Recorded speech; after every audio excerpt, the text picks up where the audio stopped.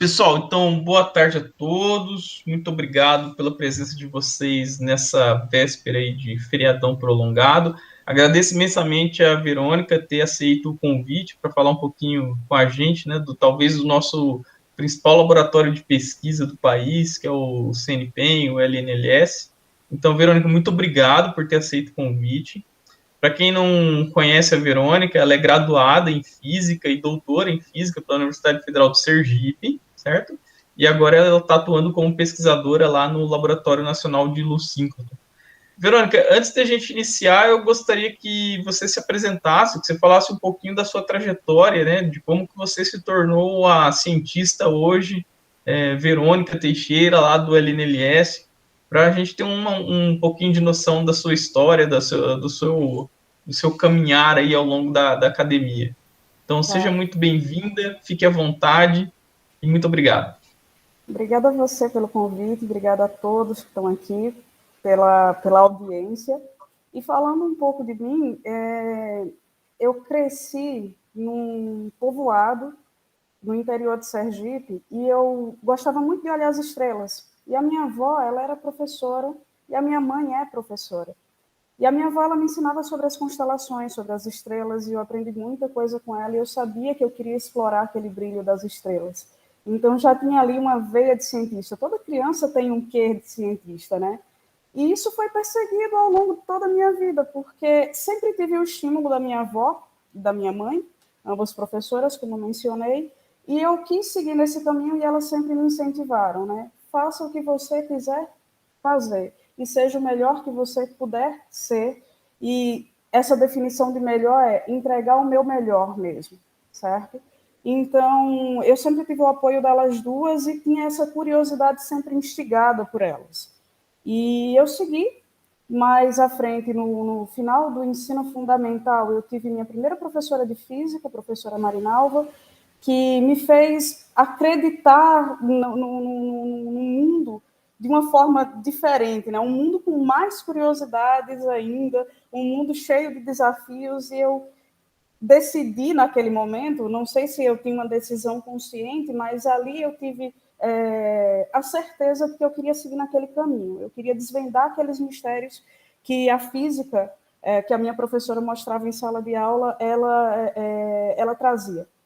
E assim eu segui, tive professores incríveis no ensino médio e fui para a faculdade, entrei na graduação em Física América, na Federal de Sergipe, concluí minha graduação em Física Médica com ênfase em Medicina Nuclear, cheguei a fazer estágio em hospitais, mas ainda tinha um quê a mais de curiosidade que me fazia muito feliz estar no hospital, mas que eu ainda sentia que precisava buscar. E foi aí que eu decidi entrar para o mestrado em Ciência dos Materiais, fiz o doutorado também com o professor Mário Ernesto Giroldo Valério, que é um entusiasta da ciência e que me ajudou muito a chegar até aqui. E foi nesse caminho, trabalhando com luminescência, trabalhando com o brilho agora não das estrelas que eu estava fascinada quando criança e que ainda sou até hoje, mas trabalhando com o brilho de materiais, fazendo luz, descobrindo fontes fotônicas. E eu trabalhei com cintiladores, que são detetores de radiação, né? São materiais que são sensíveis a alguma forma de radiação, eles emitem luz. E para estudar esses materiais que eu estava propondo no meu doutorado, eu precisava de uma ferramenta que não era acessível na bancada. Era a luz síncrotron. Então, durante todo o meu doutorado, eu vim a Campinas diversas vezes. Como vocês podem notar, o meu sotaque não é de São Paulo, eu sou sergipana, nascida e criada em Sergipe, na cidade de Itabaiana, mais precisamente, e vinha para Campinas constantemente para fazer coisas relacionadas ao meu doutorado. Nesse meio tempo, eu fiz um doutorado sanduíche no síncrotron canadense e eu vi que era isso que eu buscava. E hoje eu trabalho no maior acelerador de partículas, ou melhor, no que está desenhado para ser a maior e melhor fonte do mundo, né, que é o Sirius, e vejam que agora eu conecto as estrelas de lá da minha infância com a estrela mais brilhante do céu noturno, que é a estrela Sirius, e que é o nome do laboratório que nós temos aqui é o nosso acelerador de partículas. Hoje eu sou parte do elenco de pesquisadores e vou falar um pouquinho mais para vocês sobre o que é esse trabalho e quais são os desafios que a gente tem, como é que a gente faz ciência com essa máquina. No final, eu quero falar para vocês também sobre algumas oportunidades e lançar alguns convites aqui também, tá bom? Então, vou compartilhar minha tela e falar para vocês um pouco sobre o Sirius. Então, vamos lá. Eu vou falar para vocês agora sobre uma nova luz para a ciência brasileira. Eu coloquei os meus slides em inglês para ficar de uma forma mais universalizada, mas surgindo perguntas, fiquem à vontade para fazer e vamos seguir. Então, aqui a gente já começa tendo uma visão do que é o CNPEM, do que é o Centro Nacional de Pesquisas em Energia e Materiais. E aqui... Verônica, não está Não está aparecendo? Ainda não. Não. Uai, deixa eu voltar e tentar aparecer de novo.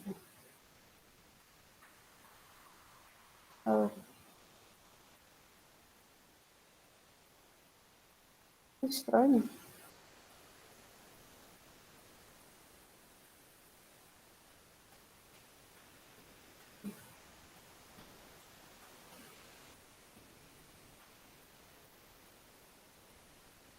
E agora, foi? Agora isso, agora... Maravilha. Foi, professora. Então, vamos lá, vamos falar do Sirius, vamos falar sobre essa estrela tão brilhante que a gente tem aqui no nosso país e que está iluminando o futuro da nossa ciência, tá? Então, o título dessa palestra é Uma Nova Luz para a Ciência Brasileira e eu vou explicar o porquê disso, tá? Antes da gente entrar propriamente no que é o Sirius, o que é que a gente faz lá e quais os potenciais que essa máquina tem, eu quero falar para vocês brevemente sobre fontes de raio-x, sobre radiação síncrotron, e aí a gente entra nessa descrição sobre o que é o centro, o nosso acelerador, a divisão científica, onde é que eu trabalho especificamente, e como é que a gente faz para usar essa infraestrutura e quais as oportunidades que a gente tem no nosso campus. Bom, falando sobre fontes de raio-x, a gente conhece várias fontes, né? Tem as fontes naturais, que estão relacionadas a estrelas, galáxias, são fontes vindas da parte astrofísica, e também fontes oriundas de radionuclídeos, e a gente também tem as fontes artificiais, a gente tem os tubos de raio-x, conforme a descoberta dos raio-x lá em 1896 por Röntgen, temos os síncrotrons, lasers de raio-x e os síncrotrons, que é o que a gente vai falar mais nessa apresentação. Então, a radiação síncrotron ela é uma forma de radiação eletromagnética que contempla desde o infravermelho até os raios-x. Vocês podem olhar aqui no nosso espectro eletromagnético que essa faixa aqui em lilás, ela indica qual é o espectro dessa forma de radiação. É uma forma de radiação que é obtida em aceleradores de partículas, em que a gente acelera elétrons numa trajetória circular a velocidades muito próximas à velocidade da luz, numa condição de ultra alto vácuo, e devido a um conjunto de diversas lentes magnéticas, a gente consegue extrair, em algumas seções, a gente consegue extrair essa radiação. A gente mantém esses elétrons em trajetória circular, e devido a essa rotação desses elétrons nessa trajetória circular, que é mantida por esse conjunto de lentes eletromagnéticas, em algumas dessas seções a gente tem dipolos, onduladores, wigglers, que são magnetos que nos permitem extrair essa radiação. E quando a gente extrai essa radiação, a gente compõe as chamadas linhas de luz, que são essas trajetórias aqui na tangente desse esquema que a gente está vendo aqui. Nessas linhas de luz, a gente seleciona uma faixa de energia com uma ótica específica para a faixa de energia que a gente quer trabalhar, seja infravermelho, seja visível, ultravioleta, raio-x moles, raio-x duros, para a gente realizar os diferentes tipos de experimentos. Então, num síncrotron, você tem diversas estações experimentais nessas diversas linhas de luz que têm propósitos distintos, que têm propósitos específicos para analisar a matéria sob uma determinada ótica. A grande vantagem, quando a gente fala de um síncrotron, é que a gente está falando de fluxo de radiação muito alto. Olhando aqui, a gente tem um tubo de raio-x, a gente tem um fluxo da ordem 10 a quinta fótons por segundo. Quando a gente sobe para a segunda geração, a gente já está aqui em 10 a 12, 10 a 13. Se a gente vai para a terceira geração, a gente está em 10 a 20. E se a gente vai para a quarta geração, que é o que o Sirius está, a gente sobe ainda mais esse fluxo.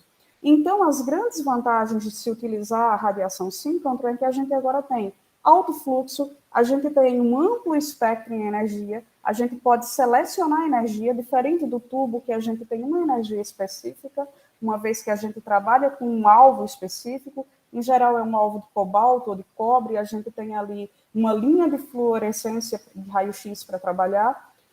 A gente também pode colimar e focalizar essa radiação, e além disso tudo, ela tem coerência. Eu vou falar um pouquinho mais de coerência um pouco mais para frente, mas todo esse conjunto de fatores nos permite ter alta resolução espectral, alta resolução espacial, ter técnicas que são elemento específico, além do que a gente pode ter inúmeras técnicas de caracterização de materiais. As desvantagens de uma máquina como essa é que ela demanda treinamento, né? Então, você é treinado a operar essas linhas de luz, a desenvolver diferentes experimentos que a gente não costuma ter na bancada. É uma fonte que é cara de ser mantida, ela não é portável, então, assim, vocês precisam se deslocar até um síncrotron, é uma grande infraestrutura, é uma máquina de grande porte, e ela é usada para problemas mais específicos e mais complexos. Então, falando um pouco sobre como essa radiação interage com a matéria, o que é que a gente vai olhar quando a gente irradia a matéria com luz síncrotron, o que acontece é, na faixa que a gente restringiu aqui em termos de energia, quando a gente fala em luz síncrotron, desde o infravermelho até os raios-x, a gente está falando de uma região do espectro eletromagnético em que predominam os espalhamentos e a absorção, né? Então, essa radiação, ao interagir com a matéria, ao enxergar a matéria, ela vai ser espalhada ou absorvida. E esse espalhamento ou essa absorção vai me dar inúmeras características a respeito desse material. Aqui tem uma ilustração mostrando diversos sinais que podem ser coletados quando você incide radiação sobre a matéria. E quando você tem essa radiação num conjunto óptico com detetores específicos, com geometrias específicas, você consegue sondar diversos aspectos da matéria, como o estado de oxidação de um determinado absorvedor. Então, você tem ali um cristal e você quer olhar para um elemento específico daquele cristal, você quer saber qual é o estado de oxidação que ele assume quando está naquela geometria. Você consegue estudar isso com a luz síncrotron. Qual é a ordem local? Quem são os primeiros vizinhos que estão ao redor desse absorvedor? Como é que estão as distâncias de ligação? Então, você consegue ter uma informação química e geométrica sobre um determinado elemento em uma estrutura. A gente também consegue fazer especiação química, olhando para a composição, quantificação, fazer mapas elementares, olhando para o sinal de fluorescência de raio-x. Também conseguimos olhar para o ordenamento daquela estrutura, se ela é amorfizada, se ela tem alguma orientação, se ela é cristalina, que tipo de strain que ela tem, que tipo de stress, se ela tem textura, se ela tem orientação preferencial, além do que a gente ainda consegue sondar algumas propriedades como luminescência, magnetismo, e a gente também consegue fazer imagem. O meu campo de trabalho é no campo de luminescência, e eu trabalho com uma técnica chamada de luminescência óptica excitada por raio-x. Na verdade, eu uso diversas técnicas para caracterizar os cintiladores que eu estudo, mas essa é uma das técnicas que eu mais utilizo. Eu não vou entrar em detalhes da técnica, mas eu vou deixar isso aberto para a gente discutir mais à frente, caso vocês tenham interesse. Então, vou dar uma visão mais geral do que a gente consegue fazer no síncrotron. Eu trouxe para vocês alguns exemplos de estudos que foram feitos ou no VX, na máquina antiga, ou em outros síncrotrons ao redor do mundo. E mais para frente eu falo para vocês o que é o VX e o que é o Sirius.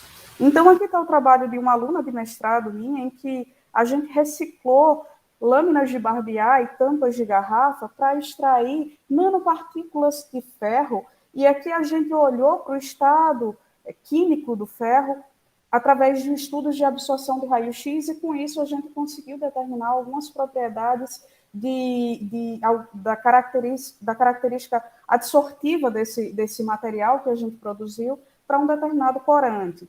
Aqui tem um outro trabalho de um colega que também foi feito na nossa primeira máquina, lá no CNPEM, que é o Rodrigo, em que ele estudou a formação de perovskitas, que são de interesse para o desenvolvimento de células solares. Ele usou uma técnica chamada de GWOX, que é uma técnica de incidência rasante num ângulo grande para espalhamento de raio-x, e ele olhou para a formação dessas perovskitas numa condição in situ, olhando através dessa técnica. E aqui tem um outro trabalho de um colega em que a gente olhou para o estado de oxidação responsável pela luminescência desse material, que tem uma persistência luminescente, ou seja, ele brilha após cessada a fonte de estímulo. Então, é um material que é importante para que a gente faça fontes de iluminação, para que a gente use em terapias que necessitam de luz para ativar um determinado fármaco. Então, a gente estudou a estrutura desse material, o estado de oxidação, utilizando técnicas lá no síncrotron. Essas técnicas elas não estariam acessíveis na bancada, porque, especificamente, elas precisam, essas duas que eu mencionei, dos trabalhos do trabalho aqui da Applied Surface Science e da Materialia, a gente precisa de varredura em energia. E aqui no trabalho da Advanced Functional Materials, a gente precisa de fluxo para poder ver esse tipo de comportamento estrutural do material. Então, são exemplos de trabalhos que a gente consegue fazer porque a gente tem um síncrotron. Outros exemplos aqui é estudar materiais 2D, que são muito importantes em óptica e em eletrônica, que são materiais com base em grafeno, e que foram estudadas as heterogeneidades dessa superfície, desse material bidimensional, olhando para uma imagem feita por infravermelho, por nano FTIR, que é também uma das linhas que a gente vai ter no Sirius, que a gente já tem no Sirius. Esse outro trabalho aqui é um trabalho também de uma outra colega, da Nathalie, que ela estuda petróleo e ela busca métodos usando tomografia de raio-x, usando tomografia para extrair, para entender a porosidade de rochas do pré-sal e extrair o óleo que fica retido naqueles poros e assim aumentar a produtividade de poços de petróleo. E aqui tem um outro trabalho também de outra colega, da Carla Polo, em que ela olhou para morfologia de canais de lignina, de canais de vasos de uma planta, que é uma planta modelo, para entender a distribuição de lignina, que é um passo muito importante quando você vai fazer estudos de biomassa. Então, reparem que dentro desse conjunto de exemplos que eu trouxe para vocês, sendo a maior parte deles feitos em uma das nossas máquinas aqui no Brasil, mostram um universo de possibilidades utilizando a luz síncrotron. Aqui tem um outro trabalho que foi feito no síncrotron de Stanford, nos Estados Unidos, em que uma ópera do século XVIII, a ópera Medea, ela tinha sido perdida, uma parte dessa ópera tinha sido perdida. E com a técnica de fluorescência de raio-x, os pesquisadores conseguiram identificar que a tinta que o compositor, o Cherubini, escreveu, era uma tinta que tinha uma componente rica em ferro. E eles conseguiram fazer um mapa de fluorescência de raio-x e recompor essa parte perdida da ópera. E 200 anos depois, a ópera ela pôde ser ouvida de forma completa. E aqui, um último exemplo, antes da gente entrar um pouco mais sobre o que é síncrotron, é um exemplo também de uma outra colega que foi feito no síncrotron europeu, no ESRF, em que ela estudou nanofios de índio galho e usou a técnica tanto de fluorescência de raio-x quanto de luminescência óptica excitada por raio-x para entender defeitos, para entender a distribuição química, e aqui eu mostro para vocês a parte só de luminescência, para entender como é que os portadores de carga estão armadilhados, estão estão nessa estrutura. Como é que essa estrutura responde do ponto de vista óptico, sendo esse material um material muito importante para a parte de optoeletrônica. Então, falando agora um pouco mais sobre síncrotron ao redor do mundo, hoje no mundo existe cerca de 60 máquinas. E no hemisfério sul, durante muito tempo, nós fomos os únicos, tendo a máquina antiga, tendo o UVX, que eu vou falar um pouco mais para frente. Mais para frente, a Austrália construiu o seu síncrotron, e aí nós ficamos sendo os únicos do hemisfério sul. Hoje nós somos os únicos da América Latina. E o mais legal disso agora é que a gente está migrando para a quarta geração. Existem 4 gerações de luz síncrotron. A primeira lá da década de 70, depois veio uma segunda geração em que a máquina ela era um pouco mais aperfeiçoada, tinha uma forma diferente de se extrair a radiação do que lá na primeira, na geração 1. Depois veio a terceira geração, e agora nós estamos no estado da arte, que é a quarta geração. No mundo só tem 3 laboratórios com essa característica, que são o LNLS, aqui em Campinas, que eu vou falar mais dele para vocês nos próximos slides, o Max 4, lá na Suécia, e o SRF em Grenoble, na França.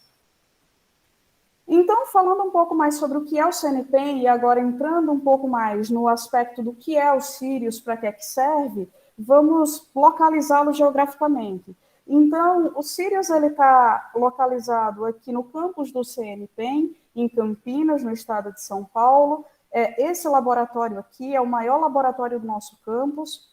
A nossa primeira máquina, o projeto dela data da década de 80, e ele começou a funcionar em 1997, foi descomissionado agora no final de 2019, e nós migramos de uma máquina de segunda geração para uma máquina de quarta geração, que é esse laboratório gigantesco que a gente está vendo aqui na frente da foto.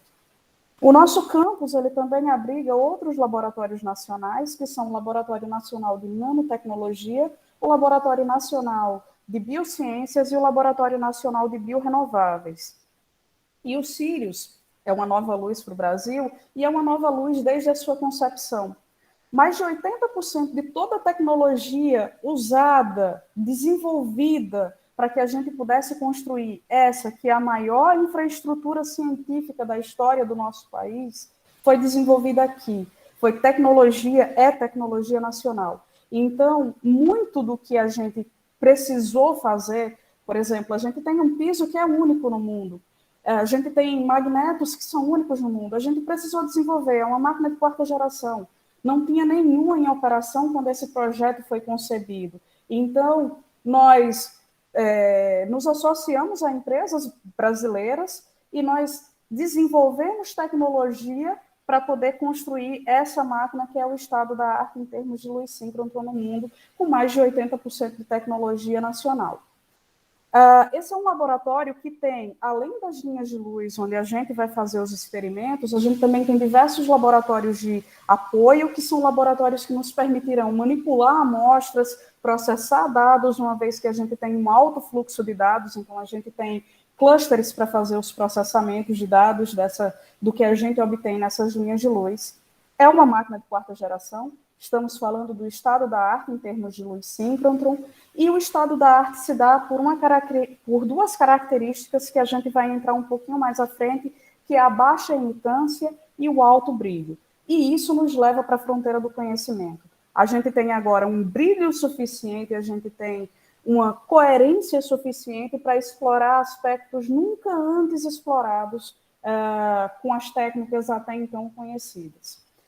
Eu falei para vocês que 80% da nossa tecnologia, do que foi desenvolvido, foi feito aqui no Brasil, e eu trouxe para vocês alguns exemplos, como, por exemplo, o nosso piso especial, que teve um desenvolvimento de concreto, a gente tem um bloco único, a gente tem um piso único sem emendas, a gente tem um revestimento para proteção radiológica também única, sem emendas, isso tudo para ter uma alta estabilidade, baixíssima vibração.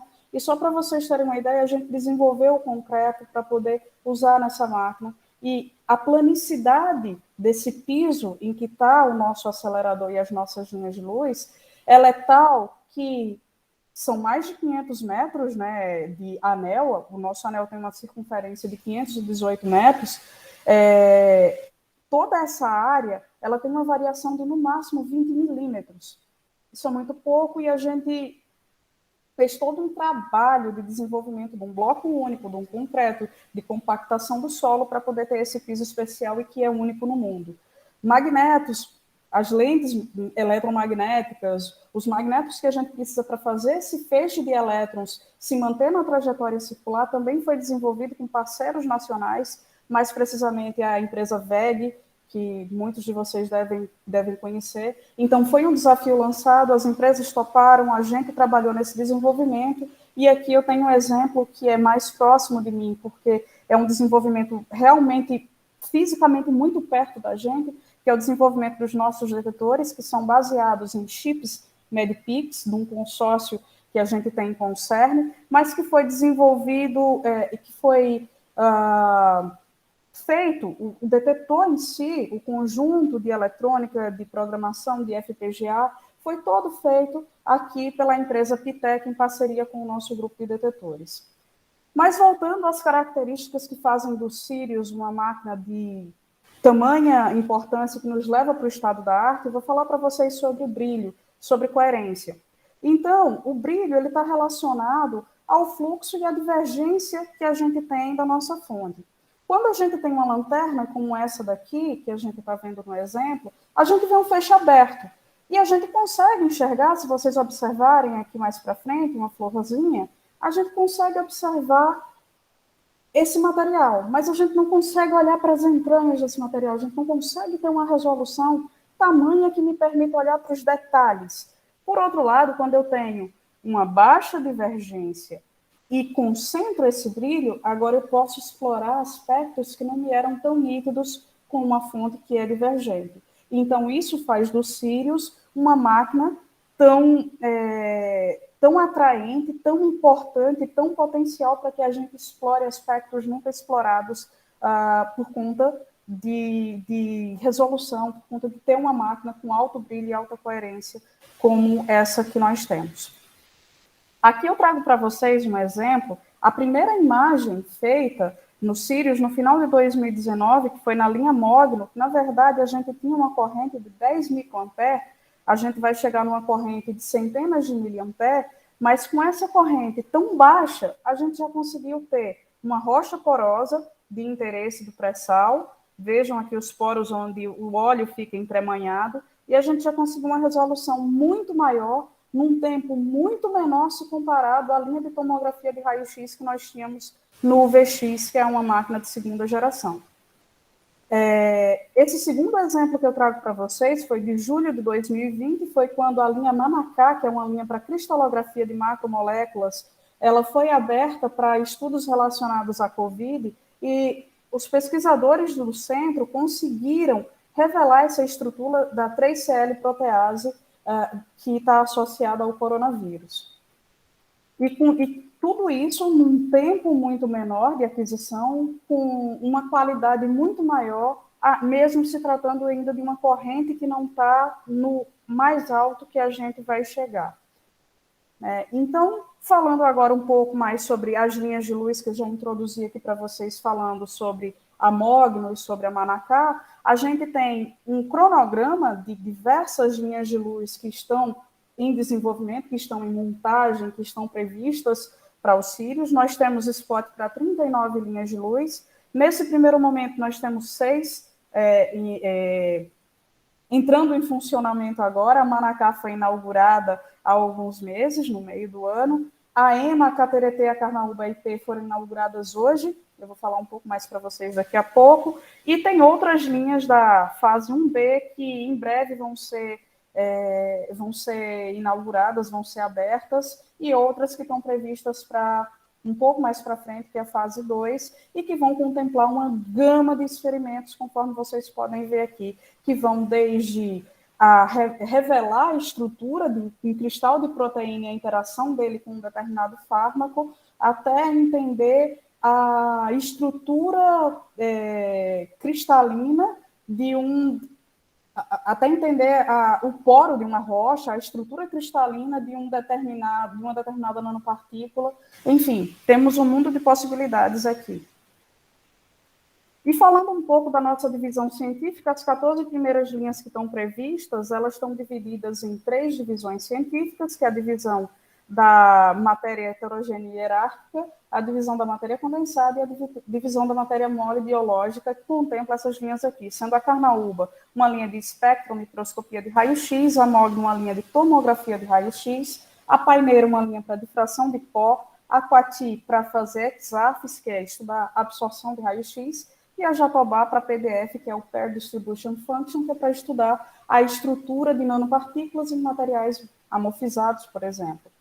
Na divisão da matéria condensada, nós temos a EMA, que é uma linha para estudar tanto a estrutura quanto o estado de oxidação, o magnetismo de materiais em condições extremas de pressão, temperatura e de campos magnéticos. A linha IP, que é uma linha de espalhamento inelástico, a SABIA, que é uma outra linha que está dedicada à microscopia de fotoemissão, a dicroísmo circular magnético, e a SAPE, que é uma linha dedicada à ARPS, que é o Angle Resolved Photoemission Spectroscope.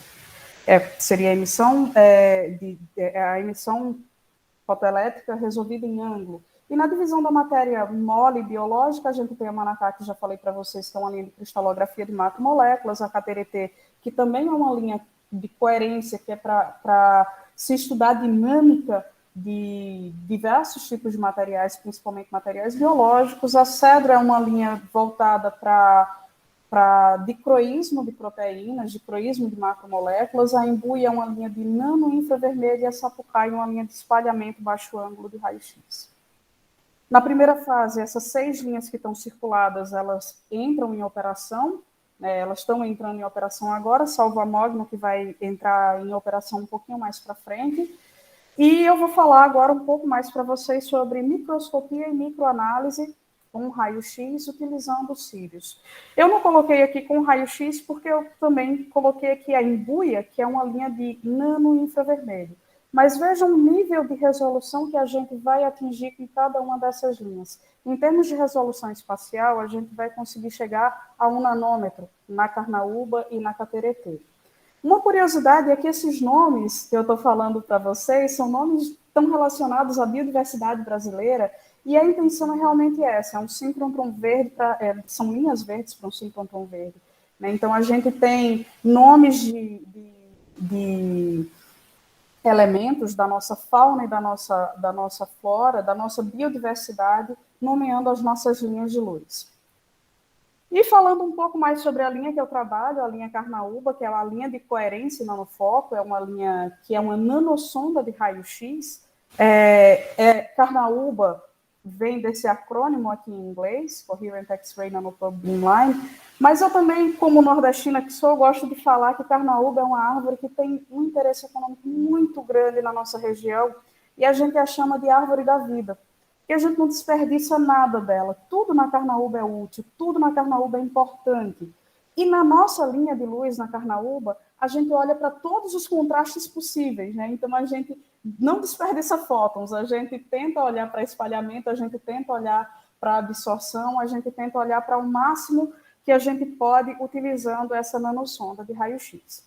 As capacidades da Carnaúba estão relacionadas a mapeamento bidimensional e tridimensional, a imageamento em nanoescala com aproximação multianalítica e a difração, a imagem por difração coerente usando o princípio de Bragg e o princípio da taicografia, que é uma técnica nova também, que a gente olha para a densidade eletrônica para poder reconstruir a imagem de uma determinada partícula, um determinado material que a gente está olhando.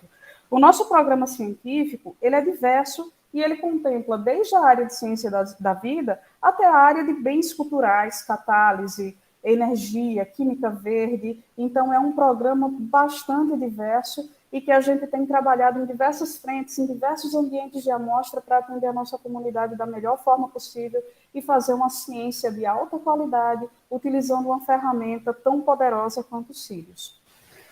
Então, vou continuar falando um pouco mais sobre a Carnaúba. A Carnaúba, ela é uma sonda de raio-x em escala nanométrica, como eu falei para vocês. Nós temos duas estações, que é a estação Tarumã e a estação Sapoti, que eu vou detalhar um pouquinho mais nos próximos slides, mas que a gente vai atingir feixe de até 30 nanômetros lá, podendo utilizar técnicas como a taicografia chegar em resolução de 1 nanômetro.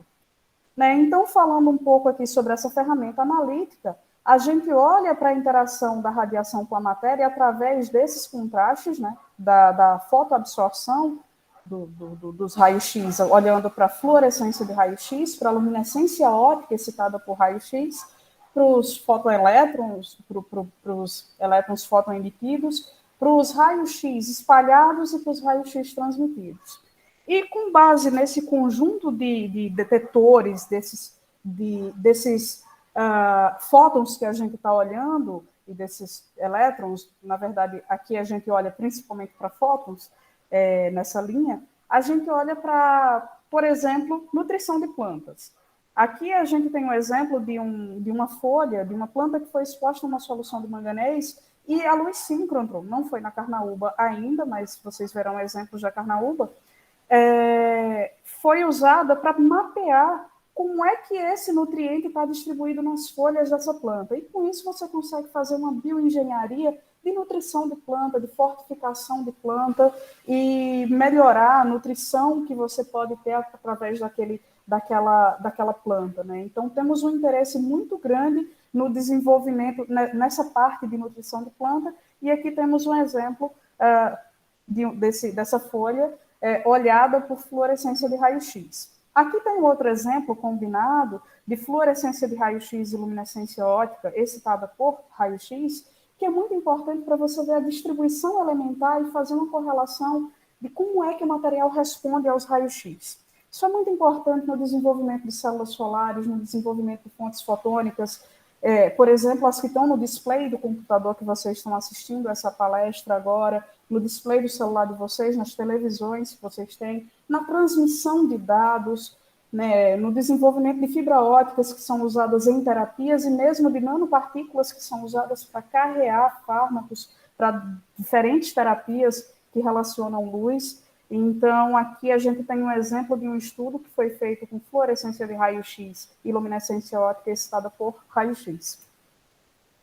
Falando um pouco mais agora sobre sistemas de microscopia sem lente, a gente fala sobre sobre CDI, sobre imagem por difração coerente, e aqui tem um trabalho de uma colega da Ana Flávia, da Ana Suzana, que ela estuda catalisadores e ela olhou para esses catalisadores numa condição e operando para ver como é que essas nanopartículas elas sofrem estresse quando elas estão submetidas a diferentes atmosferas e a diferentes condições de temperatura. E com isso ela conseguiu mapear o strain, mapear a estrutura dessa nanopartícula e correlacionar a resposta do catalisador e assim desenvolver catalisadores mais eficientes.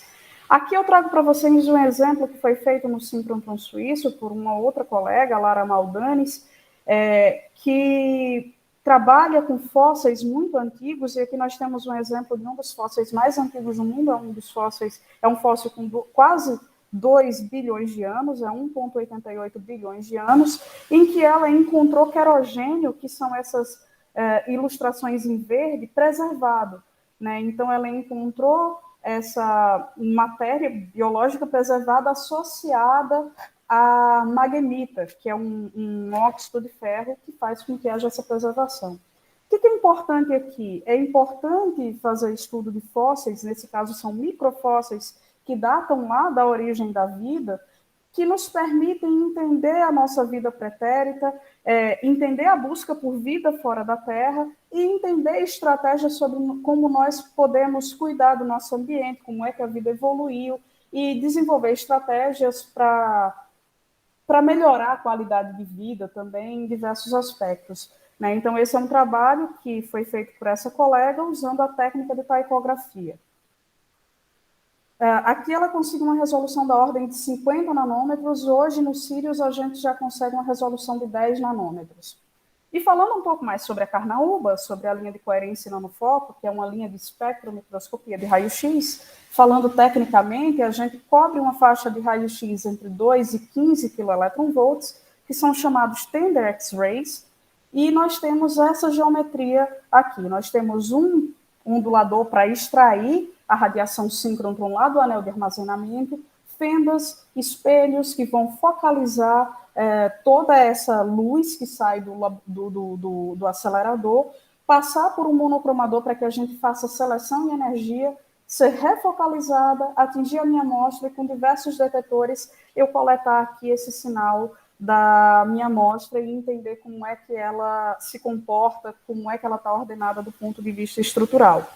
O que é importante falar para vocês aqui? Essa é a linha mais longa dos Sirius, ela é uma linha com quase 150 metros de comprimento, e esse comprimento todo é muito importante para que a gente demagnifique o feixe, utilizando toda essa ótica de raio-x, e consiga feixes com tamanhos nanométricos, feixes de raio-x com tamanho nanométrico, que me permita explorar a matéria com esse grau de resolução espacial que eu venho falando para vocês.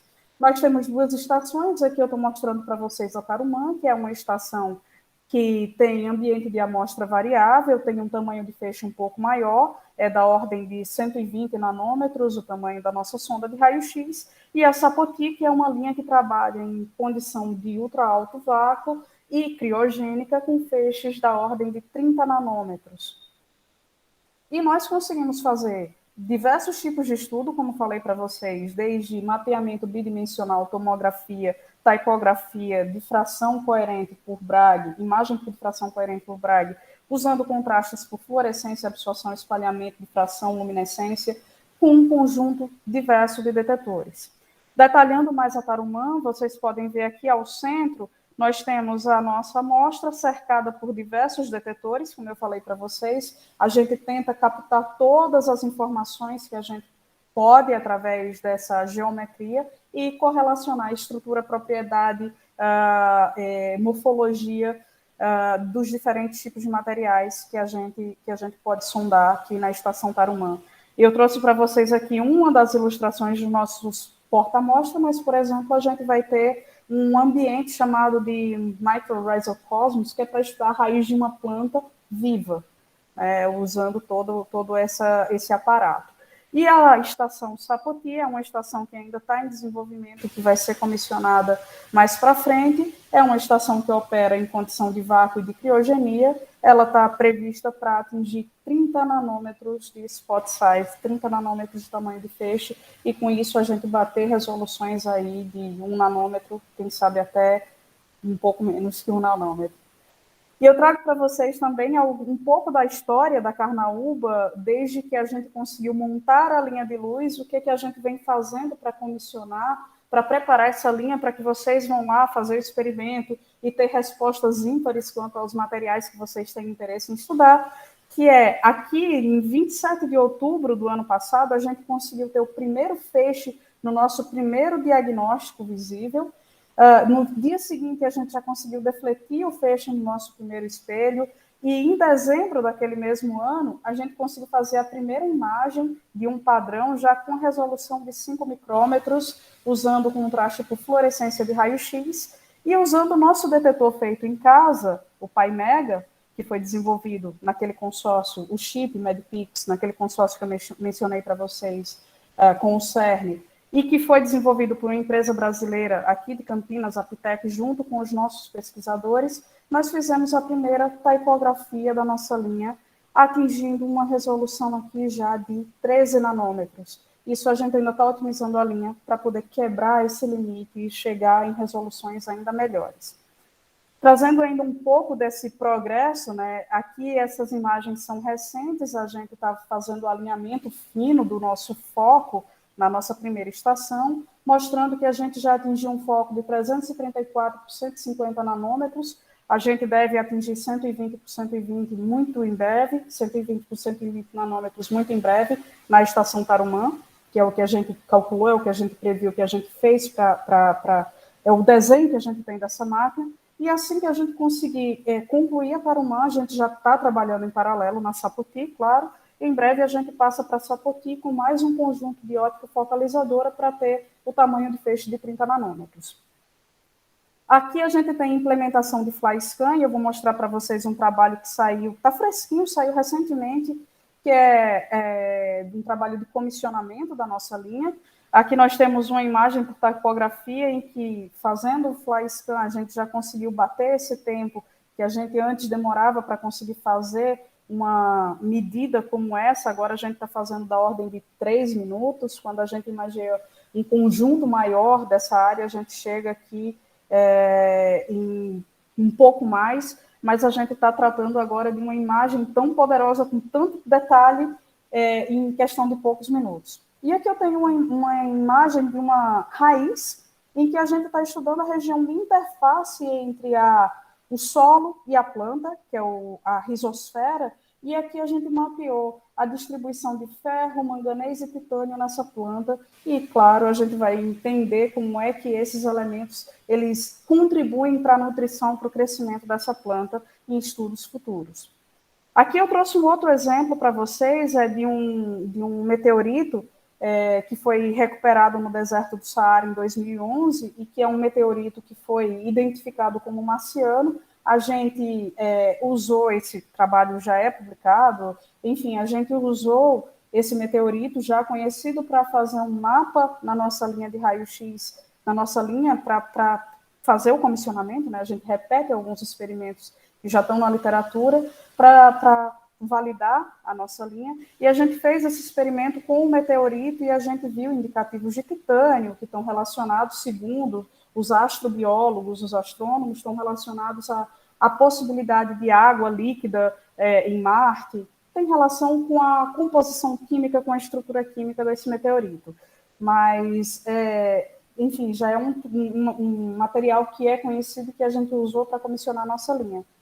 E eu quero falar para vocês, na verdade eu já dei spoiler, né, de que a Carnaúba ela foi inaugurada hoje. Ela foi aberta hoje, teve uma cerimônia lá no nosso laboratório para inaugurar a estação Tarumã, que está aberta. A gente segue otimizando a linha de luz, mas ela já está apta a receber experimentos, principalmente relacionados à fluorescência de raio-x, à transmissão, absorção por transmissão, luminescência, que a gente tem trabalhado, e taicografia, que a gente já está trabalhando, e Bragg também, usando o nosso detetor PyMeg e o nosso detetor MobPix, que está aqui, esse roxinho pequenininho. Bom, mas quando você vai para um síncrono, o que é que você precisa para acessar esse laboratório? A primeira coisa que você precisa é ter um problema científico muito bem caracterizado. Então, você escreve uma proposta, você tem a sua amostra, você conhece ela muito bem, você caracteriza e tem um problema que você só vai poder resolver com o síncrono. Daí você aplica, se você ganha tempo, você vai lá, prepara a sua amostra, adquire seus dados, processa, e você leva esses dados para casa, faz as suas modelagens e faz uma documentação científica. No Sirius, a gente está indo um pouquinho além.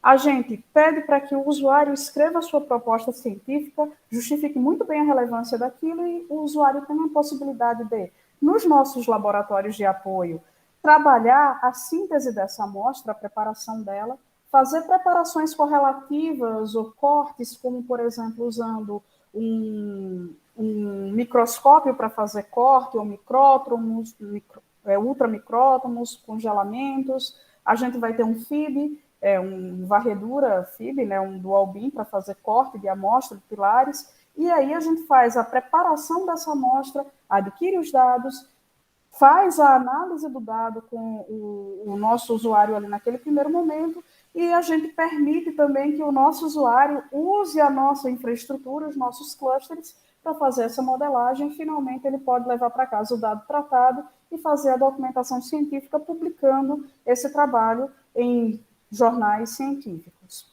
E para acessar tudo isso, vocês podem acessar o SAL Online, que é a nossa plataforma para submeter a proposta, para conhecer o processo, e é sugerido que vocês entrem em contato com o staff do laboratório, com os pesquisadores do laboratório, para entender se o seu problema científico ele é viável, e se não for viável, qual o desenvolvimento que a gente pode fazer para poder atender essa demanda.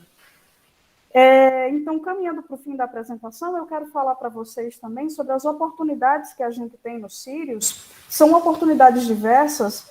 O público aqui certamente tem alunos de graduação, alunos de pós-graduação que vão se beneficiar do nosso programa unificado de estágios. Então, vocês podem vir fazer estágio com a gente, passar 1 ano, 2 anos aqui em Campinas fazendo estágio através desse programa. Nós temos o PIBIC, temos o programa Bolsa de Verão, que é um programa que é muito antigo, ele tem 30 anos, completa 30 anos agora em 2022, a gente vai fazer uma celebração.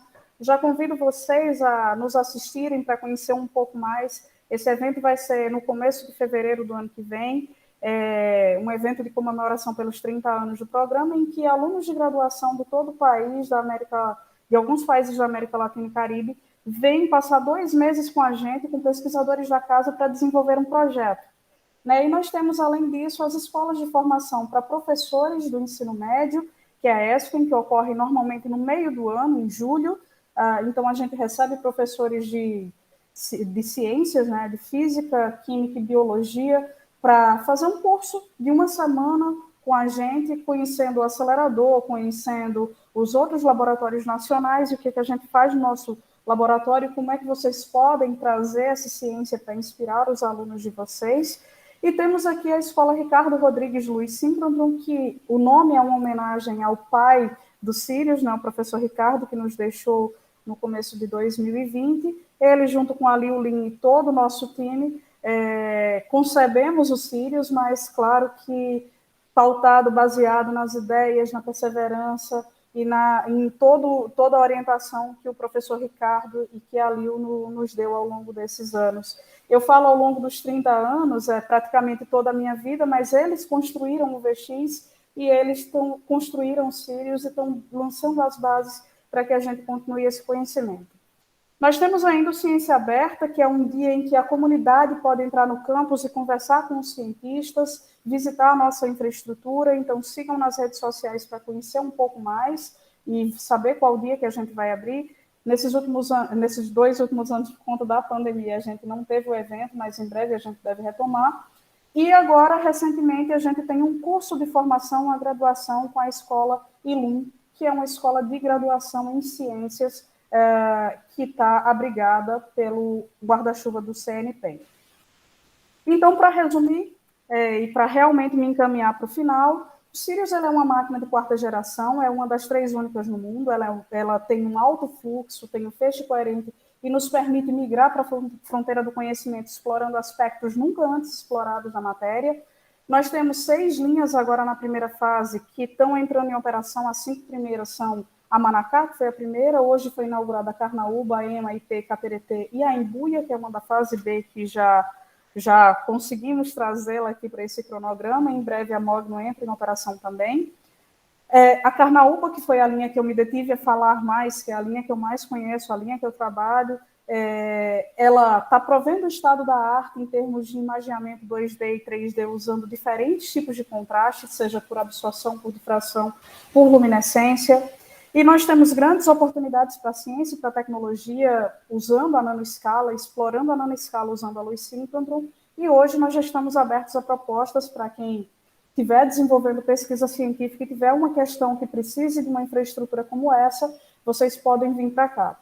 É importante falar que para pesquisadores de fora do estado de São Paulo, brasileiros ou do consórcio da América Latina e Caribe, nós provemos a estadia e a passagem para que vocês usem a nossa infraestrutura e vocês não pagam para usar essa infraestrutura, que é uma estrutura provida pelo Ministério de Ciência, Tecnologia e Inovação.